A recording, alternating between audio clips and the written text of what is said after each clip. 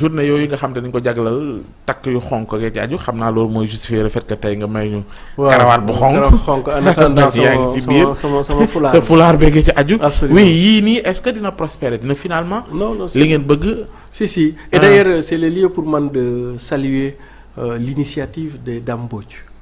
waa Lacoste maa ngi ci doon ñëw également. Lacoste c'est le lieu de saluer l'initiative de Diandé.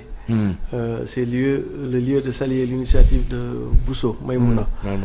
De Habib Sy xam nga yàgg naa leen koy wax ne leen bu ñu nekkee ci chevauchée individuelle ku ne di lijjanti say parrainage ak sa candidature ba fàtte ni on a des combats communs qu'on doit mener ensemble ñëw leen te li ñuy def Ousmane Sonko ñi ñëpp toog di seetaan bis bu Macky Sall pare ci Ousmane Sonko ci Siré lay jublu bu pare ci Siré c'est-à-dire que par kenn la ñuy lijjanti balaa ñuy dem fale mais bu ñu doonee say du ñu mën a lijjanti man maa ngi ci doon dox ay tànk mais xam nga rek fii nit ku nekk sa parrainage la mais nag heureusement alhamdulilah ba ñoom dam bu jëmbalee loolu te loolu dafa am solo. non dafa am solo parce que xam nga lu tax parce que ce que le F24 n'a pas pu réussir ce que le Yewwi n'a pas pu réussir je pense que ñun ñëpp bu ñu ñëwee jàppale ñoom daam Lacoste peut le réussir c'est de mener le combat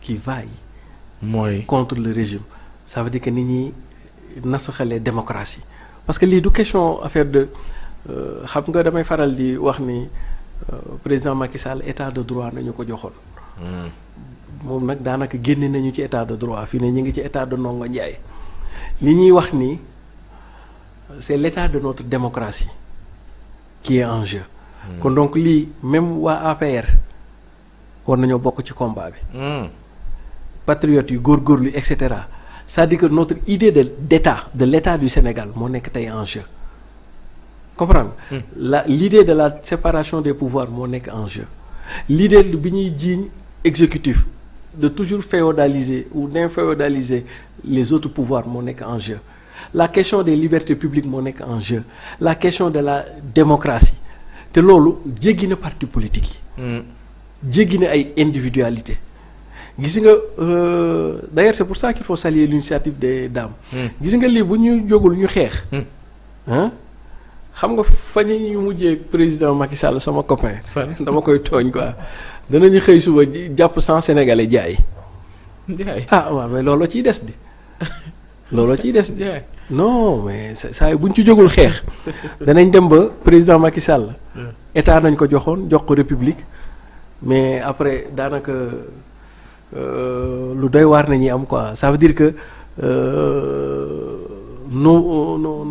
nos vies individuelles sont en menace et là il nous faut un combat collectif loolu rek moo ñu ci mën a génne waaw parce que dañuy jëm ci échéance yu cruciale muy élection yi te rythme bii ñu jël pouvoir yi di kii boo xefee dinañ fi am benn crise institutionnelle boo xam ne doo xam foo koy waxee pour boo maytul boo maytul la première fois au Sénégal nga gis les ordres du système judiciaire ñëpp jóg di ñaxtu greffiers yi di ñaxtu huissiers yi di ñaxtu magistrats yi di ñaxtu avocats yi di ñaxtu et là bu ñu demee ba dëkk exécutif mën naa sooxe ñu lijjanti ko législatif mën naa sooxe ñu lijjanti ko mën nañu am benn législature boo xam ne sax demeewul noonu mais ñu muñ ko mais ça système judiciaire c'est un système en fait bis bu doxul ci réew c'est le début de tous les malheurs. da ngaa bëgg a mandarga mooy lii. waaw mooy lii ça veut dire que waaw très bien man ci 3 pouvoirs yi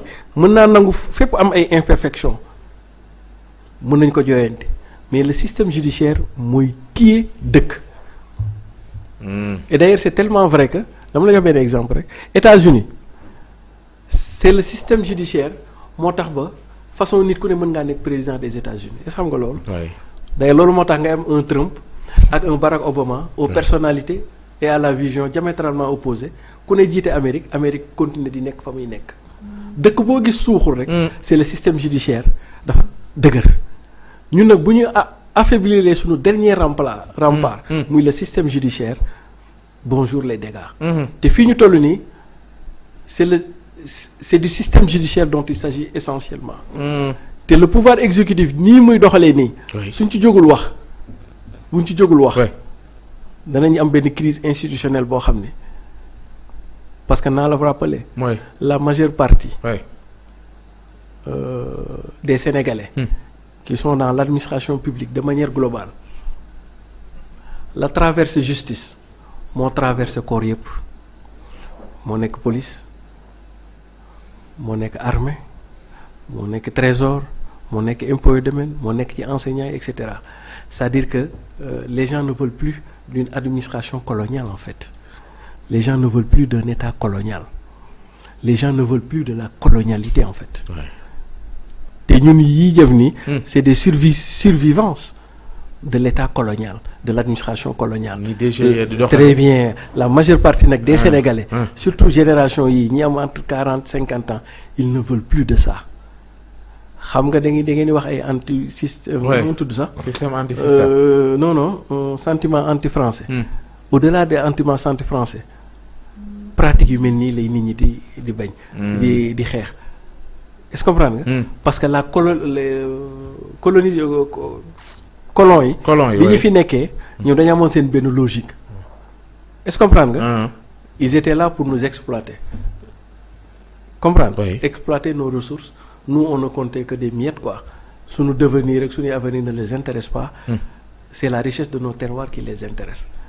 Et c'est ça qui dicte le comportement envers bi ñuy am par exemple. Oui mais c'est li tax ngay wax ni su fekkee dañu taxaw rek ci li nga xamante ne moom la sànq yaa ngi koy wax maître Doudou Ndoye mi def benn éclairage ci li nga xamante ne moo aju ci DGE ñàkk a jox fiche de parrainage ki nga xamante ne mooy Ousmane Sonko am na nu mu ko layalee ne bu doon moom it du ko def. Absolument non wax na dëgg. waaw ne bu doon moom la du ko def. Absolument xam nga maanaam mu doon kenn ci.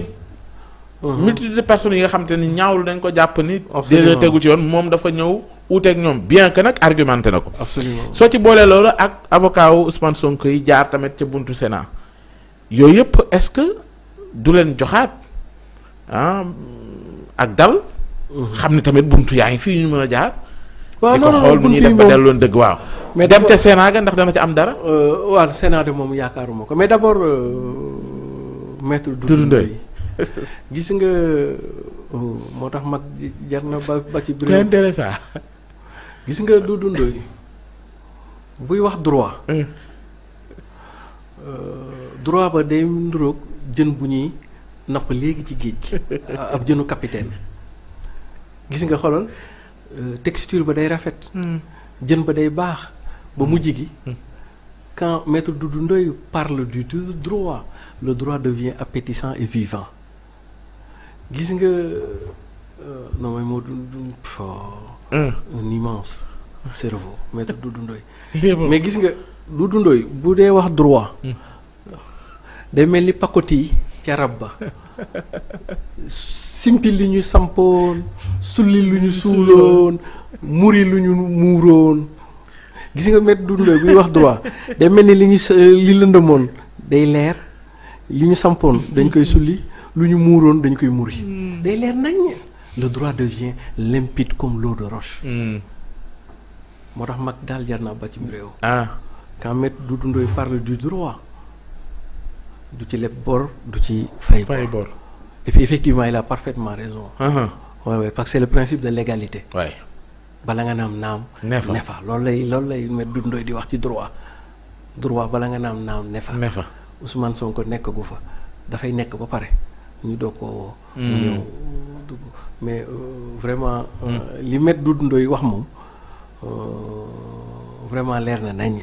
mooy ne war woon yegg sax ba ci juge Sabassi ba naan dindi nañ ko ak dindi ko parce que àtte ba daanu na bu yàgg na bañ ne kirtim Ousmane Sonko rek jàpp ko parce que xam nga il y a en droit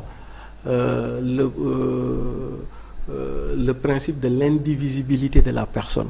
gis nga yow Ousmane mii kenn nga du point de vue du droit doo ñaar kenn nga amul Ousmane mii ak Ousmane mais waaw Ousmane rek la comprendre au nom de ce principe là boo ko nee kirtap lële daanu na ba pare effectivement DGE noonu la tudd direction générale des élections effectivement il est dans le droit dans la légalité pour le moment de ne pas donner la fiche à Ousmane mais lam ko laytaayee moo baaxut parce que daf ko laytaayee ak les délais de computation or daf ko waroon laytaayee balaa nga naam. ne fa loolu la Doudou Ndoye expliquer vraiment en un français. mooy kon lañ doon waxal DG yëpp mën nañ ko teggi. waaw mais dañoo juum ci la ñu invoqué. xam nga droit motif la. surtout administration publique. dañuy wax ni l'autorité administrative bu ko neexee mu jël dogal bu ko neex. mais na ko motiver. même droit dañ lay wax ni juge bi mën naa jël dogal bu ko neex selon son mais na ko motiver. léegi nag motivation bi autorité administrative bi boobu la daanu kon donc léegi bu ñu ko doon àtte dañuy wax vice de fond bu doon droit dañ koy àtte dañuy wax vice de fond. forme non de fond. parce que li ma ko lay taayee loolu baaxul du les délais de computation. loolu moom yoonam nekku ci. mais daf koo waral noonu layele. wala nga fa nekk bon mais lu tax Sénat moom. lu tax nga ne gëmoo Sénat. non Sénat man d'ailleurs jàppoon naa ni ñoom balaa ñu lay woon a saisir. mais ñoom ci boppam en tant que commission autonome. ñoom sax dañu waroon a autosaisiru comprendre mais yow man mënuñu la ne yow commission autonome nga amoo autonomie saisiru c'est-à-dire nga mel ni yow mais kon finalement Sénat moom ban rôle ak ban njariñ la am su fekkee moom en amont du processus électoral. moom mi ngi tudd commission. électorale nationale autonome du noonu la tudd. électoral c'est 3 temps. C'est un processus en fait. Qui est marqué par 3 temps. Il y a avant les élections,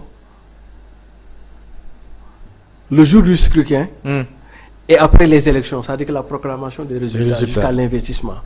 su fekkee yow tu es dans l'élection 3 temps yëpp daf la war a intéresser. léegi pourquoi Sénat di dérober wu face à ses responsabilités en disant que moom du ci dugg du ci wax. parce que processus bi kiiwul non parce que élection. processus la. du ci cëppaandaw ga. du ci cëppaandaw du ci jour ba. la ko jiitu sax moo ëpp njariñ la ca jour ba parce que tous les jeux seront faits en amont. léegi nag yow nga nekk autonome ñu taftale ne yow tu es autonome hein non seulement yow la matière dont tu connais c'est une matière à 3 temps. comme la tragédie grecque disons. yow nga ni premier temps bi man du ma ci wax alors que toi tu es autonome nga ni yow deuxième temps bi ngay wax troisième temps bi mais de qui se moque la commission électorale nationale indépendante. Mais donc bu dee loolu que nañ ko supprimer. parce que amaluñu ñun benn njariñ en tout cas nous de l'opposition amaluñu benn njariñ et d'ailleurs qui en est le président. jusqu'à la dernière. C'était maître Doudou Ndoye. Non Doudou Ndir. Voilà et ça en dit long. cher ami. Non ça en dit long. Oui non ça en dit long mais de toute manière. On peut être dans une forme de formalisme juridique. Et d'ailleurs sax au moment où nous y sommes mais est-ce que ñooñu ils sont pas atteints par l'âge de la retraite d'ailleurs. C'est une question qu'on avait agitée yàggul dara. ci bi ñuy wax ni. kii Doudou Ndir moo waroon parce que Doudou Ndir grand sama benn grand la woon. te sama grand boobu rek il était déjà à la retraite. te moom grand boobu la woon quoi. déjà très bien. grand bi nekk en retraite voilà très bien et donc vivement su fekkee dañuy maintenir. la commission électorale nationale autonome. mais nañ ko jox la société civile alors. parce que au moins. société civile décriée dernièrement aussi. mais au moins du point de vue organique. il bénéficie de la neutralité axiologique. est-ce que comprendre. am na ñu ko nangulul voilà non. ci li nga wax noonu am na ñu ko nangulul voilà non xam nga société civile dafa yaatu. Il y a une société civile politique. Il y a une société civile économique. Il y a une société civile artistique etc. donc on peut trouver un schéma. pour def benn genre jonction société civile boo xam ni. au moins du point de vue axiologique. comprendre et d'ailleurs man pour man sax commission yu mel noonu. waruñu ko woon sax jox des fonctionnaires. Voilà pour man dès lors que autonomie mais pourquoi pas le donner à Alioune Tine au moment où nous y sommes. Alioune Tine parce que ñëpp Alioune il a été de tous les combats. On a vu que du côté du pouvoir. ñu jàpp ni. non mais moom da ciy wax oui mais je veux dire Alioune Tine a été de tous les combats de la société civile de tous les combats démocratiques politiques etc. Aujourd'hui une personnalité comme Alioune Tine tey jii nguur gi bu ñu amee nguur. En grande partie ils le doivent à Alioune Tine RADDHO Y en a marre ñoo ñu doon société civile bi. pourquoi duñu teg commission électorale nationale autonome ñu dem jëli ñoom Y en a marre ñee RADDHO ONG 3D